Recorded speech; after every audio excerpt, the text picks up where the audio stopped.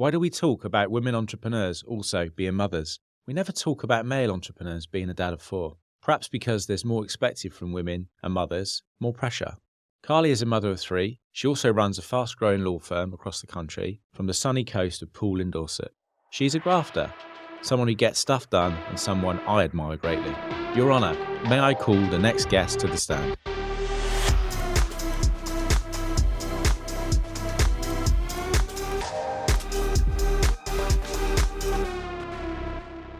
Hey everyone, welcome back to Work This Way by Foundry.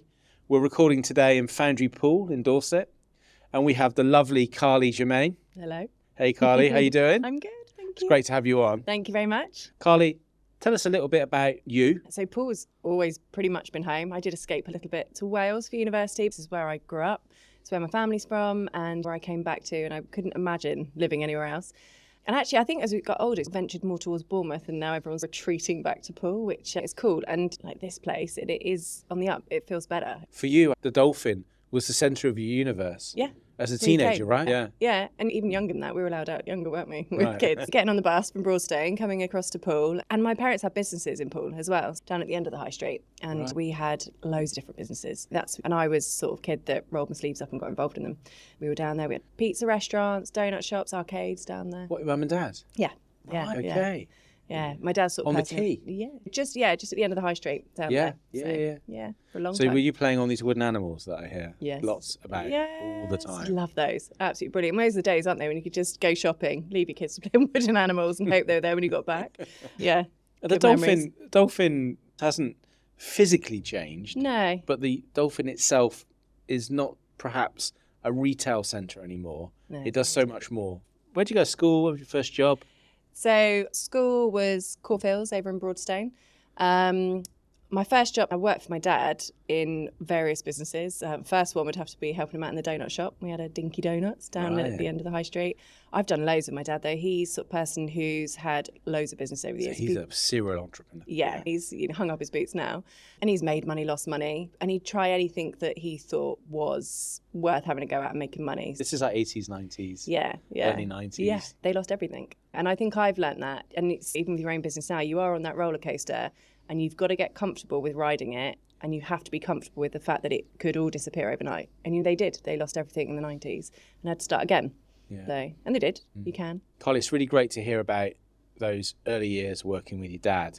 I know I worked with my dad when I left school, and I think one day he sacked me 7 times. It wasn't a long-term thing. And I guess with my dad, I never really understood him till much later in life. Yeah. And now I understand him Yeah. a little bit more, and I get him now. But it's lovely to hear your stories. And I think I've always seen you as a formidable entrepreneur. So I'm a bit like my mum, but definitely a lot like my dad. And- Ethic has come from both your parents. They both graft. Yeah. Yeah. And they still do. My mum still works now. She'll have my kids for 2 days. She'll work the rest of the 3 days. And she's, 67? My dad's 70 odd, and he's got properties that he deals with. He's still in there ripping out walls and doing that. He's not somebody that's going to sit and chill. Neither of them are. And so that's all I've ever seen. And I enjoyed it. I enjoyed the buzz of it. I used to enjoy counting the money up in the end of the day. We talked about the body piercing in the 90s. That was mad. And the buzz of the busy day in the salon and people just queuing. And they'd come in and be like, can you pierce this? It was just wild. And then the buzz for me, and I'm not massively driven by money, but I'm driven by the kind of the game of the money. Does that make course, sense? yeah. Yeah, I can take or leave the material things, but I do enjoy the drive of how do we make more money? How do we make this work? How do we do better? How do we come up with the best next idea? Sounds like you got a real taste. Yeah. Very yeah. early on. Yeah. Blood yeah. was in the water.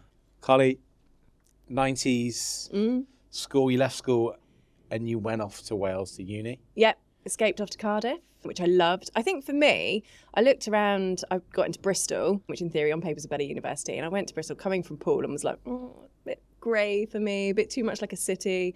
Looked around Cardiff and it was just like a bigger version, and it's lovely. And since it's come on leaps and bounds, they've developed it so much. Really cool city. And I had a blast there. I loved it. Played loads of netball, made great friends. I did a degree that I was just interested in, had no idea where it was going to take me. What did you study?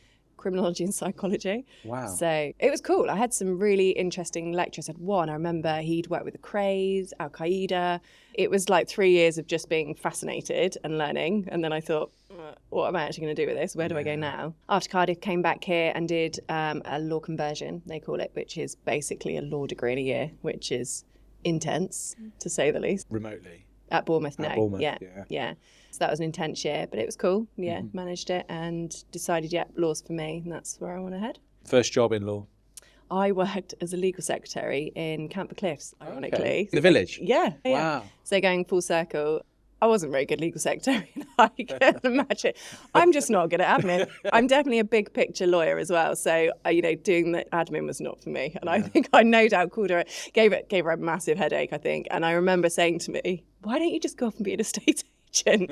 And actually the lady I worked for now works over the road and I see her now and again. And I think, does she know I'm still doing this? And I haven't escaped to be an estate agent. So, yeah, definitely not the best legal secretary. When you did your conversion in Bournemouth, was there a sector of law, a category of law that you were particularly interested in? Did you want to be a big shot defence lawyer? What was the thing that really I think with the criminology background, I think I always thought I'd be a criminal lawyer. And then I realised that being called to prison cells in the middle of the night was probably not for me, going down to the police station.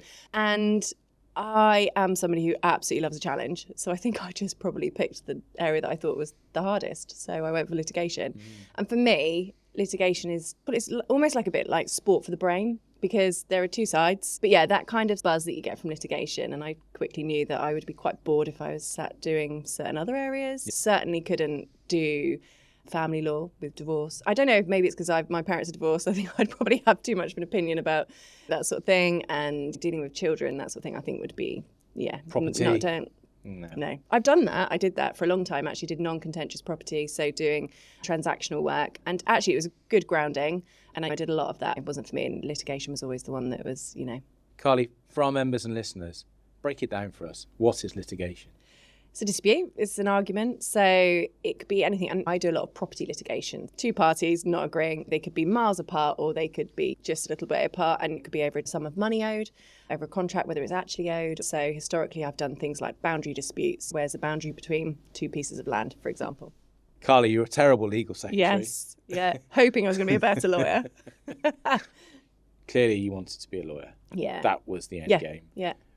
What came next after your failure as a legal secretary so and for Cliffs, ironically? A little bit more work experience. I went off to a firm in Southampton very briefly, and they sold me the dream. They were going to give me a training contract. It was all going to be amazing. They were going to pay for my next bit of studying.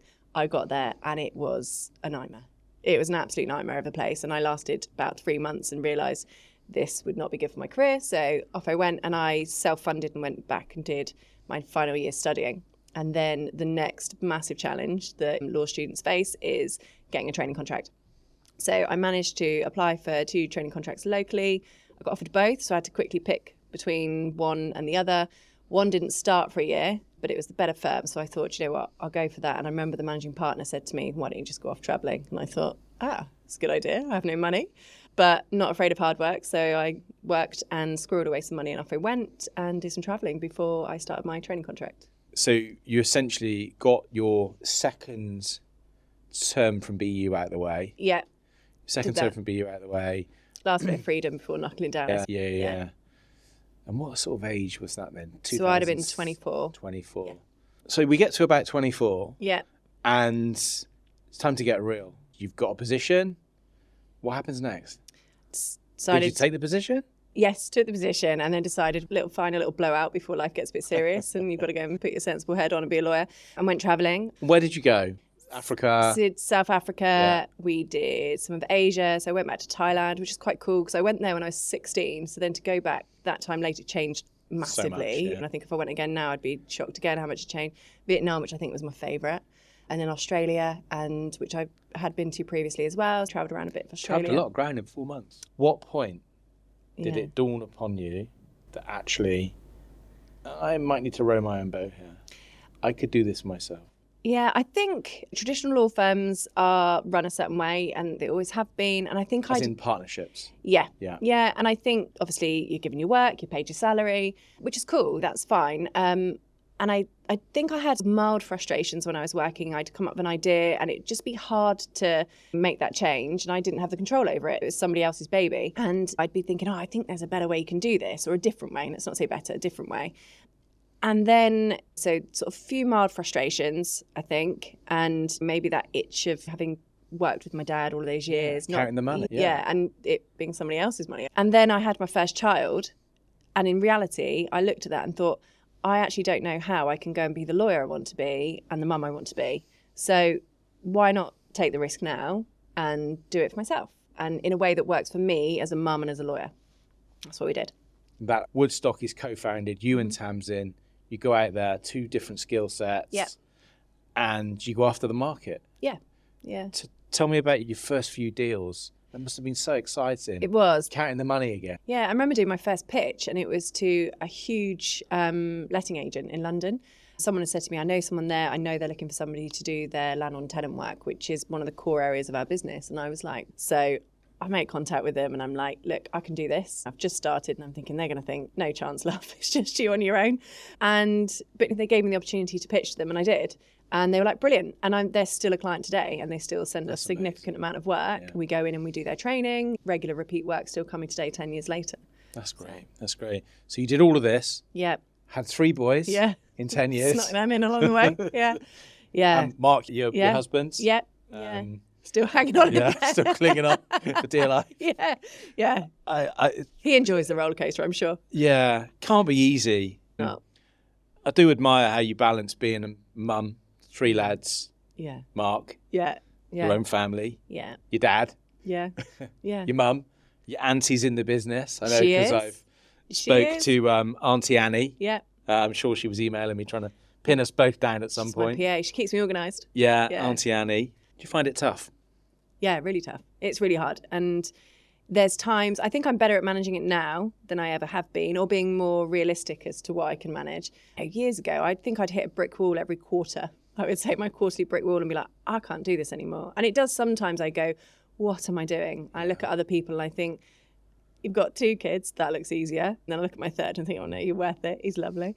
But, having that extra child as well, and, working anyway, but it being your business on your shoulders and growing it at the pace we're growing is a lot. When you say balance, I don't think I am balancing it. I'm winging it. And you does it exist? No, I don't think it does. And I get it wrong all the time. Mm-hmm. And there's sometimes I think, God, work's taken over. And then sometimes I feel guilty and think, maybe I should have just put a bit more into work. But it's the kids are only small for a really short period of time. And I think, being honest, they are my priority. Mm-hmm. And the business comes second, which a lot of people don't admit, I don't think. But that's okay. And you can still grow a business with your business being number 2 to your family. But it is really hard. And they're 3 boys, and they are proper boys. There's not one that's sat there quietly colouring. And actually, one was tonight, and I was like, wow, look at this. But they're full-on boys. They're high energy. Which may come as no surprise, they're very strong-willed. Yeah, it's a lot, but it's fun. Yeah. I'm never bored. No one in our family, in our house, is ever bored. So yeah, it's tough, but you do it somehow every day, just next day, don't you? It's so nice to be down here. Yeah. I know we're recording this in the winter at the moment. Yeah. But it is such a beautiful place to bring up children. Yeah. Schools, weekends, evenings in the summer. It's a fantastic place to bring up a young family and run a business from. Yeah. You're in the village. You've got a great position for Woodstock. Yeah, did you ever see yourself leaving Dorset, Poole? This is it for you? No, I don't think everything you've just said, even when it was blowing absolute hoolie this weekend, we're still down on the beach with the dog. It's lovely. And I think to get that sort of escapism, that calm in a very busy life, the beach is just incredible. I love it. And I couldn't be far from the sea. I always feel a bit weird if you go to somewhere in the middle of the country and you think, where is the sea? And it almost feel a bit landlocked. So no, I love living here. It's incredible. It's worth the extra price tag, I think. And having the office in Camper Cliffs, a lot of people think that's business reasons. Yes, it is. But a lot of it is because if I'm working somewhere, that's where I'd like to work. And I want my team to be able to work somewhere that they enjoy working. They can walk down to the beach at lunchtime. They're not in an industrial state somewhere. They've got community around them. There's coffee shops. I want them to be able to enjoy that as well. Carly, for me, members and our listeners, can you explain to us the difference between a traditional law firm and Woodstock?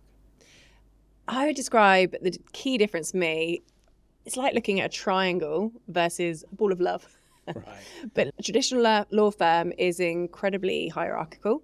You go in at the bottom, you work your way up, and you know what those steps are, and you know what your salary will be, and you're working your way up to partnership.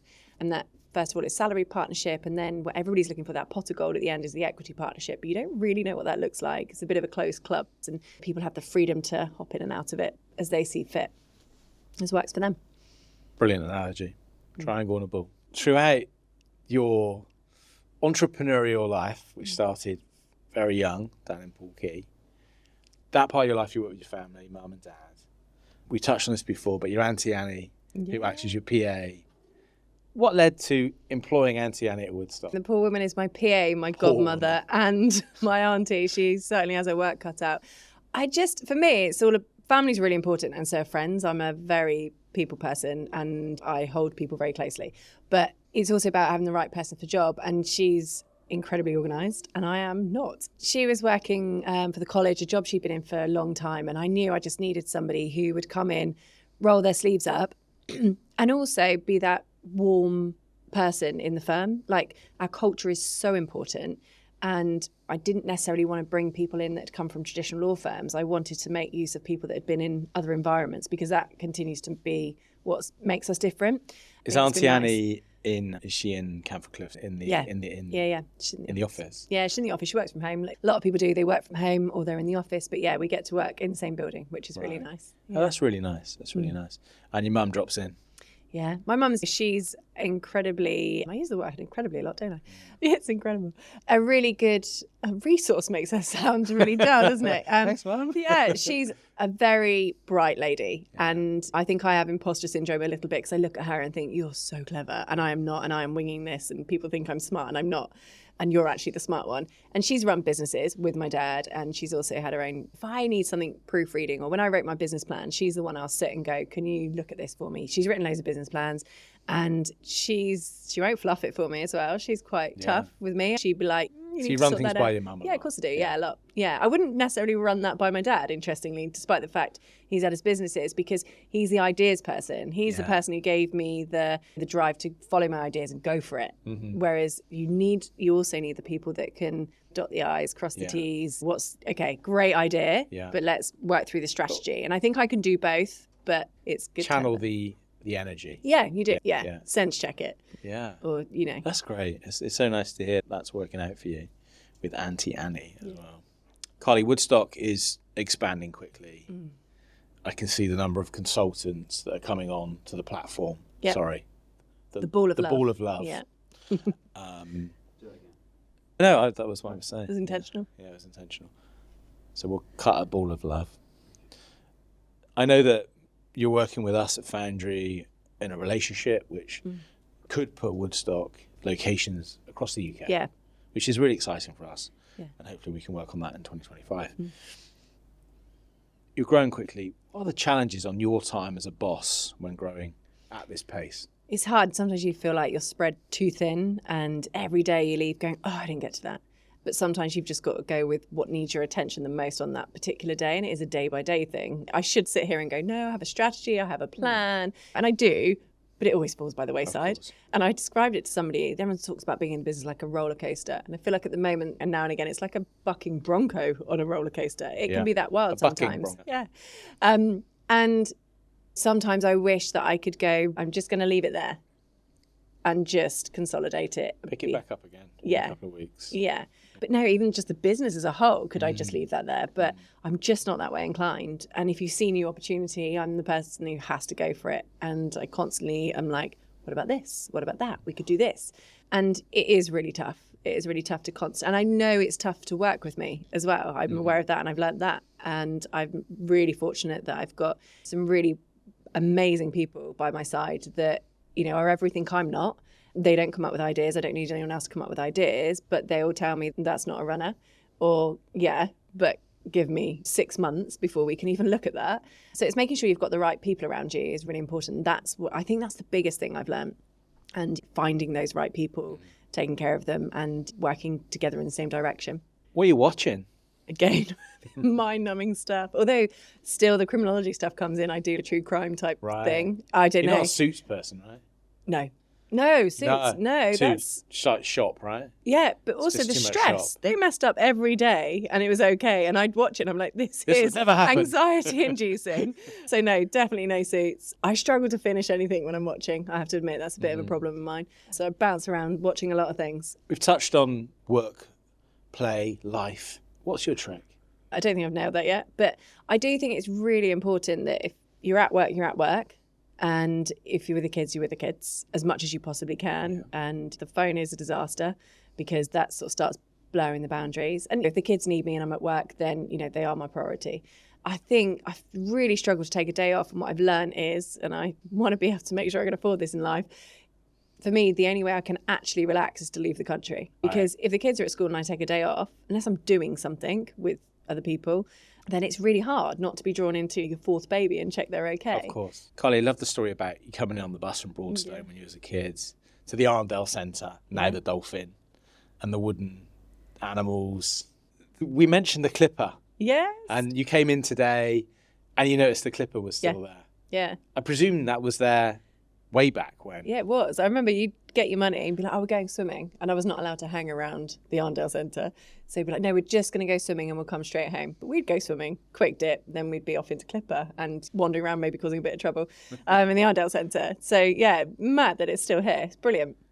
And I think every Arndale had the Clipper in Eastbourne. For our Eastbourne members, they have, for context, guys, it's like Shades in Eastbourne. And they're an institution and you just could not remove that. Is this the forever home for Woodstock? Yeah, I think it will be in terms HQ. of, the heart, rather than a headquarters, the heart of Woodstock. It will always be here. And it's what better place to have a summer barbecue and say to all your consultants, come down to the coast for a day, escape London, escape wherever you are. And we've got consultants all the way up north. Yeah, it's a long way for a lot of people. So maybe geographically it would make sense to be in the middle of the country somewhere. But it's a brilliant You're a true place to national be. business. Yeah, we're in Wales, we're right up north, London, we're really spread out. And that comes with its own challenges. But the team that I've got here love where they work. They love coming into Camphor Cliffs. It's just a great place to be. Carly, 10 years of Woodstock. Yep. Building the brands, evolving what you do, building the team around you. Still got loads of ideas, loads of energy. Clearly, the amount of sectors that you now serve has grown exponentially in those 10 years. Feels like quite a different business, I can imagine, for you. Seeing all the new consultants come on. I know that you mentioned to me last week when I met you at an event that you had consultants coming on in Sussex. It's really great to see that and then hear your stories. I know how exhausting it is. What does the next 5 years look like? Let's not go 10. What does the next 5 years look like? Yeah, I can't look that far forward. I'm not very good. I just keep doing what we're doing and keep moving forward. And it's always just seeing what's the next opportunity. And I really believe in the consultancy model. What makes Woodstock different to the platforms? Yeah, and for me, that's the key thing. I could, if I wanted to, throw huge money at recruiting anybody. And we'd certainly grow. But would it be a business I was proud of? Would it be a business I wanted and enjoyed to be part of? And would people enjoy being part of it? And I think you dilute what we've got. And for me, it's about bringing on the right people that really complement the other lawyers that we've got. We all want to be part of a great team of A players. If you start bringing on people that are not that or detract from the brand or, I want an eclectic group of people, of course, but don't positively contribute to the culture of Woodstock, we just become a mass of people rather than that sort of community around the platform that ticks all the boxes we need to tick for the SRA. You seem to be building, as you put it, a ball of love. Yeah. A platform that isn't linear. It isn't a triangle.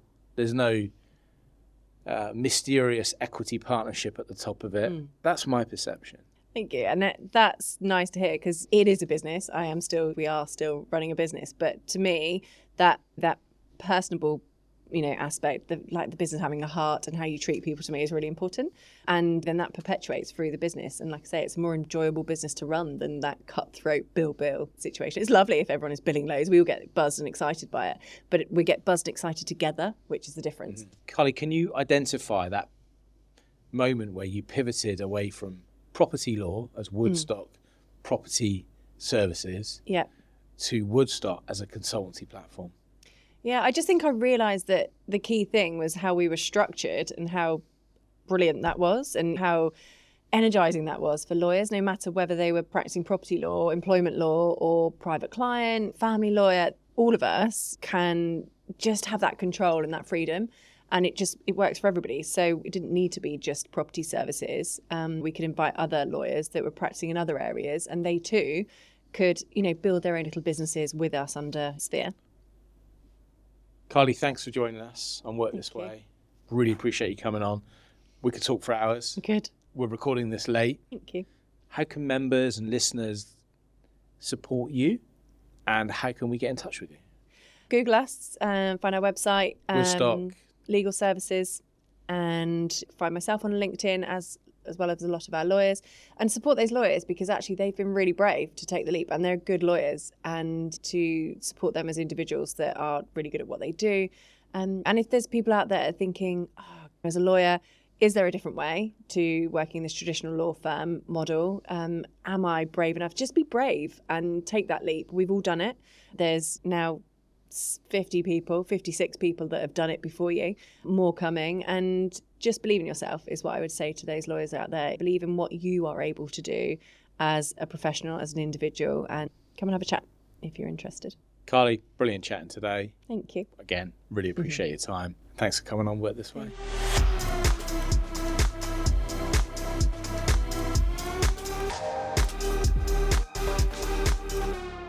What a great story and an incredible human. Carly's journey is a testament to balancing the chaos of entrepreneurship and family life. Thanks for tuning in to Work This Way by Foundry. This episode is hosted by me, Adam Walker, edited by Josh Hall, and produced by Gary James.